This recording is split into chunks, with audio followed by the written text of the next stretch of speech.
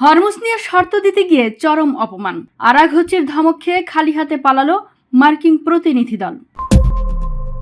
রণাঙ্গনের পর এবার কূটনীতির টেবিলেও আছড়ে পড়ল মার্কিন সাম্রাজ্যবাদের কফিনে সবচেয়ে বড় পেরেক। যে আমেরিকা দম্ভ ভরে শর্ত চাপিয়ে বিশ্বকে শাসন করত, আজ পাকিস্তানের ইসলামাবাদে সেই পরাশক্তির শীর্ষ নেতাদের আক্ষরিক অর্থেই ঘাড় ধাক্কা দিয়ে বের করে দিল তেহরান। 21 ঘন্টার ম্যারাথন শান্তি আলোচনায় আমেরিকার ফাঁকা দম্ভকে জুতোর তলায় পিষে দিয়ে ইরান আজ বিশ্বকে জানিয়ে দিল, পারস্যের উত্তরসূরিদের সাথে চোখ রাঙিয়ে কথা বলার দিন শেষ। কোনো চুক্তি ছাড়াই চরম অপমান আর শূন্য হাতে নিজ দেশে লেজ গুটিয়ে পালিয়েছে মার্কিন ভাইস প্রেসিডেন্ট জেডি ভান্সের নেতৃত্বাধীন প্রতিনিধি দল।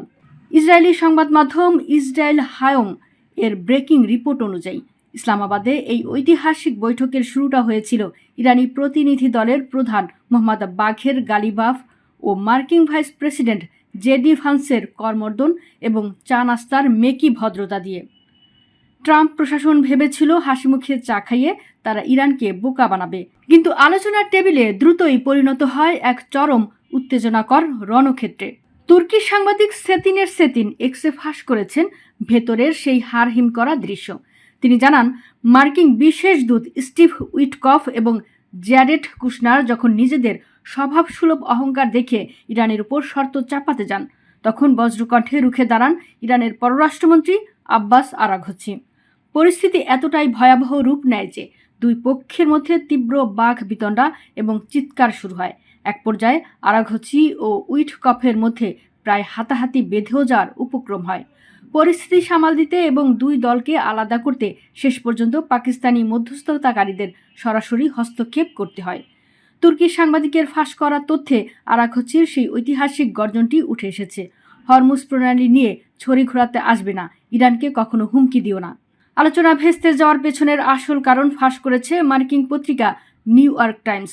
ইরানি কর্মকর্তাদের বরাতে তারা জানিয়েছে, আমেরিকার মূল আবদার ছিল তিনটি: যে কোনো মূল্যে এখনই হরমুজ প্রণালী খুলে দেওয়া, ইরানের ইউরেনিয়াম সমৃদ্ধকরণ চিরতরে বন্ধ করা এবং জব্দ থাকা $270 কোটি সম্পদ আটকে রাখা। অর্থাৎ ট্রাম্প প্রশাসন চেয়েছিল হরমুজ প্রণালীর মরণফাঁদ থেকে নিজেদের অর্থনীতিকে বাঁচাতে, কিন্তু অকুতোভয় ইরান তাদের মুখের উপর সরাসরি না বলে দিয়েছে। তেহরান সাফ জানিয়ে দেয়, বৃহত্তর চুক্তি এবং আমেরিকার বেইমানির ক্ষতিপূরণ ছাড়া হরমুজ প্রণালীর 1 ইঞ্চিও পানিও ব্যবহার করতে দেওয়া হবে না। টানা 21 ঘন্টায় অপমান সহ্য করার পর কোনো চুক্তি ছাড়াই ইসলামাবাদ ছাড়তে বাধ্য হয় মার্কিন প্রতিনিধি দল। খালি হাতে ফিরে যাওয়ার সময় মার্কিন ভাইস প্রেসিডেন্ট জেডি ভান্স সাংবাদিকদের কাছে চরম হতাশা উগরে দিয়ে বলেন, আমরা কোনো চুক্তিতে পৌঁছাতে পারিনি। নিজেদের ব্যর্থতা ঢাকতে বরাবরের মতোই তিনি তেহরানের উপর দায় চাপিয়ে বলেন, ইরান মার্কিন শর্ত মানতে রাজি হয়নি এবং পারমাণবিক অস্ত্র না বানানোর দৃঢ় প্রতিশ্রুতি দেয়নি। আজকের এই ঘটনা বিশ্ববাসীকে চোখে আঙুল দিয়ে দেখিয়ে দিল যে আমেরিকা একসময় চোখ রাঙিয়ে বিশ্বকে জিম্মি করত, আজ তাদের পাঠানো ভাইস প্রেসিডেন্ট ও শীর্ষ দূতেরা কূটনৈতিক টেবিলে অপমানে লাল হয়ে খালি হাতে ফিরছেন। ট্রাম্প ভেবেছিলেন বোমার ভয় দেখিয়ে তিনি ছড়ি ঘোরাবেন, কিন্তু আব্বাস আরাঘচির এই বজ্রহুঙ্কার প্রমাণ করে দিল সাম্রাজ্যবাদীদের দম্ভ আজ আক্ষরিক অর্থেই মধ্যপ্রাচ্যের বালুকা রাশিতে চিরতরে সমাধিস্থ হয়েছে।